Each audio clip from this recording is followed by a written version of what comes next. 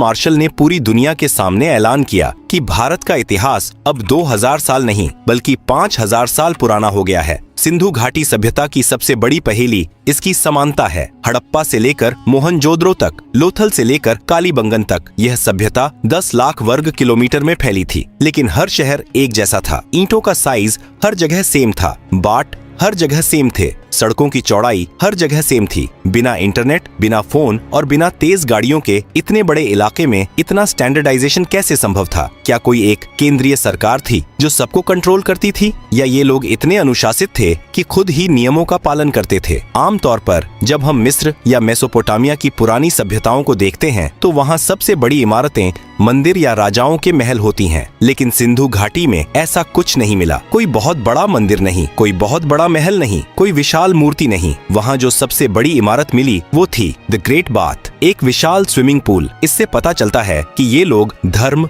या राजा को नहीं बल्कि सफाई और आम जनता को ज्यादा महत्व देते थे। यह शायद दुनिया की पहली डेमोक्रेटिक या समतावादी समाज था जहां अमीर और गरीब में ज्यादा फर्क नहीं था। लेकिन हर महान कहानी में एक अंधेरा कोना भी होता है। खुदाई के दौरान मोहनजोदड़ो में आर्कियोलॉजिस्ट्स को कुछ ऐसा मिला जिसने उनके रोंगटे खड़े कर दिए। सड़कों पर और सीढ़ियों पर बिखरे हुए कंकाल। ऐसा लग रहा था जैसे कोई अचानक मौत आई और लोग जहां थे वहीं मर गए। किसी ने भागने की कोशिश नहीं की, किसी को दफनाने का मौका नहीं मिला। इन कंकालों को देखकर एक सवाल खड़ा हुआ, क्या हुआ था उस दिन? क्या कोई बाढ़ आई थी, या कोई महामारी, या फिर जैसा कि कुछ विवादित थ्योरीज कहती हैं, क्या वहाँ कोई महायुद्ध हुआ था जिसे हम महाभारत कहते हैं, या कोई परमाणु विस्फोट? इस सभ्यता की लिपि आज तक पढ़ी नहीं जा सकी है। वो पत्थर जिन पर अजीबोगरीब जानवर और चिन्ह बने हैं वो खामोश हैं। इतिहासकारों के लिए दुनिया का सबसे बड़ा सरदर्द क्या है? मिस्र के पिरामिडों के अंदर लिखी इबारतों को हम पढ़ सकते हैं, मेसोपोटामिया की मिट्टी की तख्तियों को हम पढ़ सकते हैं, लेकिन सिंधु घाटी की लिपि आज भी एक गूंगी पहेली बनी हुई है। खुदाई में हमें हजारों की तादाद में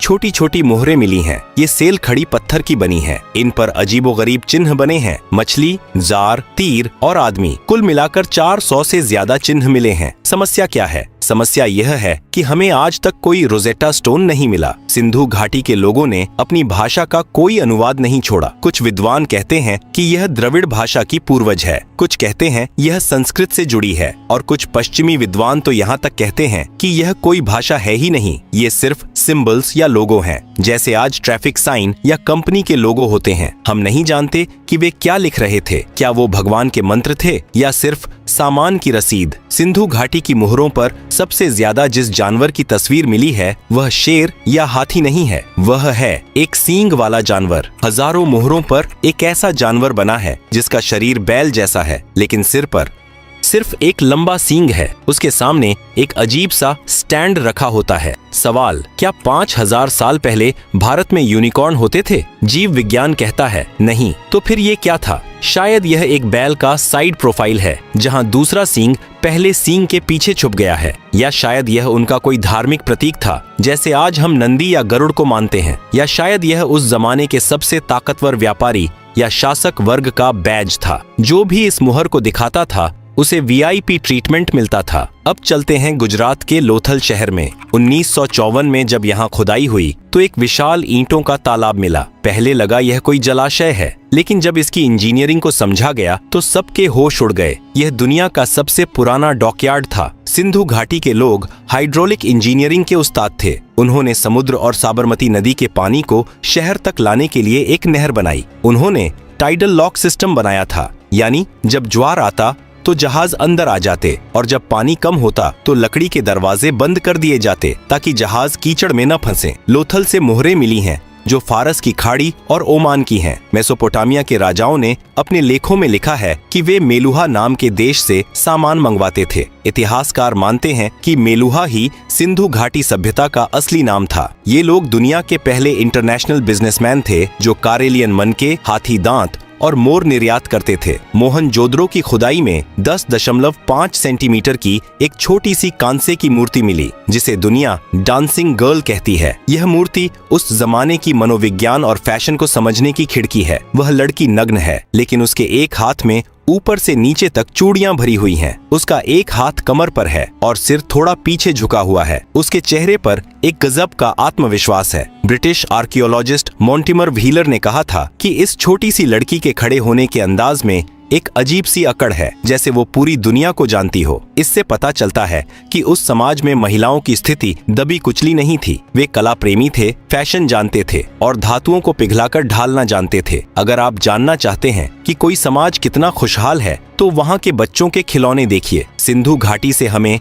हथियारों के नाम पर सिर्फ तांबे के छोटे चाकू या भाले मिले हैं, जो शायद शिकार या सब्जी काटने के काम आते थे। वहाँ कोई बड़ी तलवार, ढाल या कवच नहीं मिला, लेकिन वहाँ खिलौनों का भंडार मिला है। मिट्टी की बैलगाड़ियाँ, सिर हिलाने वाले जानवर, सीटी बजाने वाली चिड़िया, पासे और शतरंज जैसे बोर्ड गेम्स। यह एक ऐसा समाज था जो युद्ध पर नहीं बल्कि व्यापार और परिवार पर केंद्रित था। 700 सालों तक उन्होंने बिना किसी बड़ी जंग के शांति से राज किया। यह मानव इतिहास में दुर्लभ है। लेकिन 1920 ईस्वी के आसपास कुछ बदलने लगा। जो लिपि हजारों साल से एक जैसी थी, वो गायब होने लगी। बाट और माप का सिस्टम टूटने लगा। लोथल का बंदरगाह सूखने लगा और मोहनजोदड़ो की साफ सुथरी सड़कों पर अवैध निर्माण होने लगे। वह महान अनुशासन, वो केंद्रीय शक्ति जो सबको जोड़े हुए थी, वो बिखर रही थी। और फिर लोग अपने भरे पूरे घरों को छोड़कर जाने लगे। क्या हुआ था? क्या प्रकृति ने बदला लिया था या कोई बाहरी दुश्मन आ गया था? धोलावीरा शहर के गेट पर एक गिरा हुआ साइन बोर्ड मिला है, जिस पर 10 बड़े अक्षर लिखे हैं। यह दुनिया का सबसे पुराना साइन बोर्ड है। शायद उस पर लिखा था स्वागत है, लेकिन अब उस शहर में स्वागत करने वाला कोई नहीं बचा था। साल 1944 British archaeologist sir Mortimer wheeler पुरातत्व विभाग के प्रमुख बने। उन्होंने मोहनजोदड़ो में मिले उन बिखरे हुए 37 कंकालों को देखा। व्हीलर ने एक सनसनीखेज थ्योरी दी। उन्होंने ऋग्वेद का हवाला दिया, जहां भगवान इंद्र को पुरंदर कहा गया है, जिसका अर्थ है किलों को तोड़ने वाला। व्हीलर ने अदालत के अंदाज में कहा कि सिंधु घाटी सभ्यता की हत्या का आरोपी इंद्र है। उनकी थ्योरी थी आर्य आक्रमण। उन्होंने कहा कि मध्य एशिया से घोड़ों पर सवार होकर आर्य आए। उन्होंने इन शांतिप्रिय व्यापारियों पर हमला किया और सबका कत्लेआम कर दिया। दशकों तक स्कूलों में यही पढ़ाया गया, लेकिन सच क्या है? आधुनिक विज्ञान ने इस थ्योरी को खारिज कर दिया है। वो कंकाल एक ही समय के नहीं थे, वे अलग अलग दशकों में मरे थे। कंकालों पर हथियारों के गहरे घाव नहीं थे जो किसी बड़े युद्ध की ओर इशारा करते। राखी घड़ी में मिले डीएनए सैंपल से पता चलता है कि यहाँ के लोगों का जीन पूल हजारों सालों से एक जैसा था। कोई अचानक विदेशी बदलाव नहीं आया था। तो अगर युद्ध नहीं हुआ तो वो मरे कैसे? हत्यारा कोई इंसान नहीं बल्कि जलवायु परिवर्तन था। सिंधु घाटी सभ्यता सिर्फ सिंधु नदी पर नहीं बल्कि एक और विशाल नदी पर निर्भर थी, घग्गर हकरा नदी, जिसे कई विद्वान पौराणिक सरस्वती नदी मानते हैं। सैटेलाइट इमेजरी और भूवैज्ञानिक बताते हैं कि करीब 2000 बीसी से 1900 बीसी के आसपास हिमालय में बड़े भूकंप आए। इन भूकंपों ने जमीन को ऊपर उठा दिया और नदियों का रास्ता बदल दिया। यमुना नदी, जो पहले सरस्वती में मिलती थी, वह पूरब की तरफ मुड़कर गंगा में मिल गई। सतलज नदी पश्चिम की तरफ मुड़कर सिंधु में मिल गई। परिणाम, वह विशाल सरस्वती नदी जिसके किनारे हजारों शहर बसे थे, वह सूखने लगी। सोचिए उस मनोवैज्ञानिक डर को, जब आपके शहर का कुआं सूख जाए, फसलें मर जाएं और बारिश होना बंद हो जाए। यह एक धीमी मौत थी। लोग भूखे मरने लगे और बीमारियों ने उन्हें जकड़ लिया। मोहनजोदड़ो के वो कंकाल शायद महामारी के शिकार थे,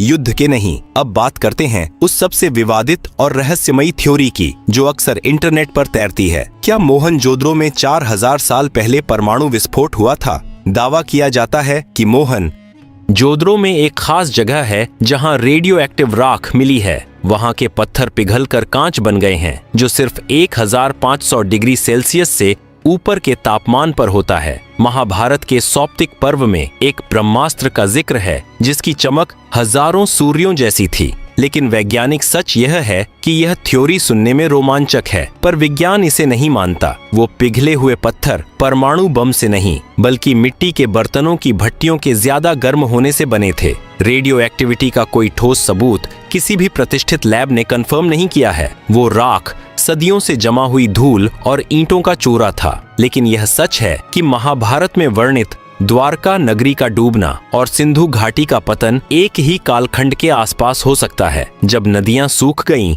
और शहर रहने लायक नहीं बचे, तो लोगों ने क्या किया? उन्होंने पलायन शुरू किया। वे अपने आलीशान पक्के घरों, ड्रेनेज सिस्टम और स्विमिंग पूल को छोड़कर पूरब और दक्षिण की तरफ चल पड़े। वे गंगा यमुना के मैदानों और गुजरात महाराष्ट्र के इलाकों में जाकर बस गए। लेकिन एक त्रासदी हुई, नए इलाकों में संसाधन कम थे, उन्हें वापस गांव की तरफ लौटना पड़ा। अगली कुछ सदियों में लिखना पढ़ना भुला दिया गया, ईंटों के स्टैंडर्ड साइज का ज्ञान खो गया, इंटरनेशनल ट्रेड बंद हो गया। इसे इतिहास में शहरीकरण का अंत कहा जाता है। भारत 1000 साल पीछे चला गया। तो क्या सिंधु घाटी सभ्यता पूरी तरह मर गई? नहीं, शहर मरे थे, लोग नहीं। सिंधु घाटी के लोग कहीं गायब नहीं हुए, वे हम बन गए। आज भी हम जिस तरह नमस्ते करते हैं, जिस तरह मांग में सिंदूर भरते हैं, जिस तरह पीपल के पेड़ की पूजा करते हैं, या जिस तरह अपनी साधी पहनते हैं, यह सब हमें किसी किताब ने नहीं सिखाया। यह हमारे डीएनए में 5000 साल से चला आ रहा है। हड़प्पा की ईंटें टूट गईं,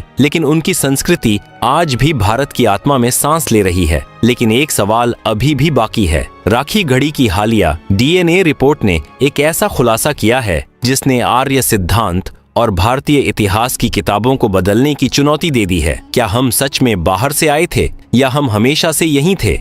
हरियाणा का हिसार जिला, यहाँ एक गांव है राखी गढ़ी। यह जगह हड़प्पा और मोहनजोदड़ो से भी बड़ी साइट मानी जा रही है। साल 2015 से 16 में यहाँ पुरातत्वविदों ने खुदाई की और उन्हें एक 4500 साल पुराना महिला का कंकाल मिला। वैज्ञानिकों ने इस कंकाल के कान की हड्डी से डीएनए निकाला। यह एक बहुत मुश्किल काम था, लेकिन कामयाबी मिली। 2019 में जब इस डीएनए की रिपोर्ट दुनिया के सामने आई तो इतिहास की किताबों में भूचाल आ गया। उस महिला के डीएनए में स्टेपी यानी आर्यन जीन का कोई नामो निशान नहीं था, यानी तथाकथित आर्य उस समय वहां मौजूद नहीं थे। उसका डीएनए आज के दक्षिण भारतीय और उत्तर भारतीय दोनों से मेल खाता है। निष्कर्ष यह है कि हम सब, चाहे उत्तर के हों या दक्षिण के, उसी हड़प्पा महिला के वंशज हैं। आर्य और द्रविड़ की लड़ाई शायद राजनीति ने बनाई थी। विज्ञान ने साबित कर दिया कि हड़प्पा के लोग ही आधुनिक भारतीय हैं। हम कहीं बाहर से नहीं आए,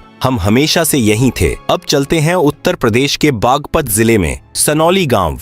यहाँ 2018 में ASI को कुछ ऐसा मिला जिसने इस धारणा को तोड़ दिया कि सिंधु घाटी के लोग सिर्फ शांति प्रिय व्यापारी थे और लड़ना नहीं जानते थे। सनौली में जमीन के नीचे से शाही ताबूत मिले और उनके साथ मिले युद्ध रथ, तांबे की तलवारें, ढाल, हेलमेट और घोड़ों या बैलों द्वारा खींचे जाने वाले रथ। यह खोज 2000 BC से 1800 BC के आसपास की है। यह वही समय है जब महाभारत का युद्ध माना जाता है। सनौली के ये योद्धा बताते हैं कि हमारे पूर्वज सिर्फ ईंटें जोड़ना नहीं बल्कि तलवार चलाना भी जानते थे। यह खोज वैदिक संस्कृति और हड़प्पा संस्कृति के बीच की गुम हुई कड़ी हो सकती है। 5000 साल बाद आज हम 21वीं सदी में खड़े हैं। हमारे पास स्मार्टफोन्स हैं, सैटेलाइट्स हैं और बुलेट ट्रेन हैं, लेकिन क्या हम हड़प्पा वालों से ज्यादा समझदार हैं? जब मुंबई या दिल्ली में थोड़ी सी बारिश होती है तो सड़कों पर पानी भर जाता है, सीवर जाम हो जाते हैं। हड़प्पा वालों ने 5000 साल पहले ऐसी नालियां बनाई थीं जो कभी जाम नहीं होती थीं। उन्होंने पानी की एक एक बूंद की कीमत समझी थी। इतिहास की चेतावनी है कि सिंधु घाटी सभ्यता किसी दुश्मन की तलवार से नहीं बल्कि पर्यावरण बदलाव से खत्म हुई थी। उन्होंने नदियों के सूखने और मानसून के बदलने का सामना किया। आज हम उसी मोड़ पर खड़े हैं। ग्लेशियर्स पिघल रहे हैं, मौसम बदल रहा है। हड़प्पा के खंडर हमें चीख चीख कर कह रहे हैं कि अगर तुम प्रकृति के साथ नहीं चलोगे तो तुम्हारे बड़े बड़े शहर भी एक दिन मुर्दों का टीला बन जाएंगे। कहानी के अंत में आइए एक नजर अपने आप पर डालें। जब आप सुबह उठकर नहाते हैं, जब आप हाथ जोड़कर नमस्ते करते हैं, जब एक भारतीय महिला अपनी मांग में सिंदूर भरती है, जब हम पीपल के पेड़ या नंदी की पूजा करते हैं, यहाँ तक कि जिस शतरंज को हम खेलते हैं, यह सब हमें हड़प्पा सभ्यता ने दिया है। सभ्यताएं मरती नहीं हैं, वे बस अपना रूप बदल लेती हैं। सिंधु घाटी सभ्यता की ईंटें भले ही रेलवे लाइन के नीचे दब गई हों, लेकिन उसकी आत्मा आज भी 140 करोड़ भारतीयों के दिल में धड़क रही है। 1826 में चार्ल्स मैसन ने जिसे सिकंदर का समय समझा था, वह असल में हमारी अपनी कहानी थी। एक ऐसी कहानी जो कभी खत्म नहीं हुई। हम ही हड़प्पा हैं, हम ही मोहनजोदड़ो हैं।